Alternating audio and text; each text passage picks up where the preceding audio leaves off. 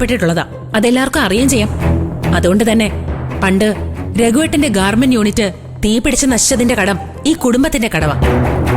അത് അച്ഛൻ വീട്ടിയതേ രഘുവേട്ടന് കൊടുത്തതായിട്ട് കണക്കാക്കാൻ പറ്റില്ല. അമ്പിളിച്ചേച്ചിക്കും രഘുവേട്ടന് വേണ്ടി അച്ഛൻ എന്തെങ്കിലും ചെയ്യുന്നത് ഇപ്പൊ നമ്മളാരും തടയാൻ പാടില്ല. രഘുവേട്ടന്റെ അമ്പിളിച്ചേച്ചിയുടെയും ഏറെക്കാലത്തെ ആഗ്രഹമാ അച്ഛനിപ്പൊ സാധിച്ചു കൊടുക്കുന്നത്.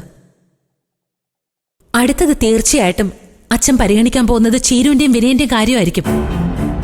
ഓ, അപ്പോ ചീരു ചേച്ചിയെ പരിഗണിച്ചതുപോലെ ആയിരിക്കും അച്ഛൻ എന്നെയും പരിഗണിക്കാൻ പോകുന്നല്ലേ? ആ അതെ. പക്ഷേ അച്ഛൻ ശബരിക്ക് കൊടുത്ത 20 ലക്ഷം ഏത് കണക്കിൽ പെടുത്തണമെന്ന് അവൻ തന്നെ നേരിട്ട് വന്ന് അച്ഛനോട് പറയേണ്ടി വരും. മോന് വിശക്കുന്നുണ്ടോ? ഞാൻ ഇവൻ എന്തെങ്കിലും എടുത്തു കൊടുക്കട്ടെ. വാ.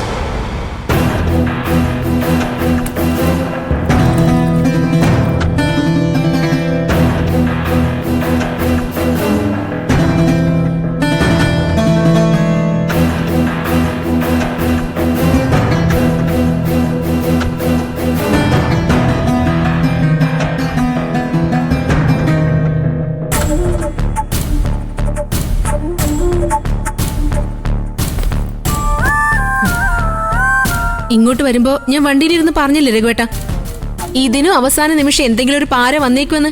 കണ്ടില്ലേ? അവർ ഫാദേഴ്സ് ഡേ ആയതുകൊണ്ട് അച്ഛനെ കാണാൻ വന്നതാണെന്ന് രഘുവേട്ടന് തോന്നുന്നുണ്ടോ? അത് പിന്നെ ഒരു നമ്പർ അടിച്ചാന്ന് എനിക്ക് മനസ്സിലായി. എന്നാലും അമ്മാവൻ ഇന്ന് ലോക്കറിൽ നിന്ന് സ്വർണ്ണം എടുക്കുന്ന കാര്യം അവരെങ്ങനെ അറിഞ്ഞു? നമ്മൾ പോലും അനു പറഞ്ഞിട്ടല്ല അറിയുന്നത്. നമ്മൾ അറിയാത്തത് പലതും ഇവിടെ നടക്കുന്നുണ്ടെന്ന് രഘുവേട്ടൻ ഇപ്പോഴെങ്കിലും മനസ്സിലായല്ലോ. ഇതും നടക്കില്ല രഘുവേട്ട, എനിക്ക് ഉറപ്പാ. നടക്കില്ല. അങ്ങനെ അങ്ങ് പറഞ്ഞു തള്ളാൻ വരട്ടെ ചേച്ചി. അച്ഛൻ എന്നോട് വരാൻ പറഞ്ഞത് എന്റെ മുന്നിൽ വെച്ച് സ്വർണം പണയം വെച്ച് രഘുവേട്ടന് 25 ലക്ഷം എടുത്തു കൊടുക്കാൻ വേണ്ടി തന്നെയാ. എന്ത് പ്രശ്നം ഉണ്ടായാലും ഇന്നത് നടക്കും.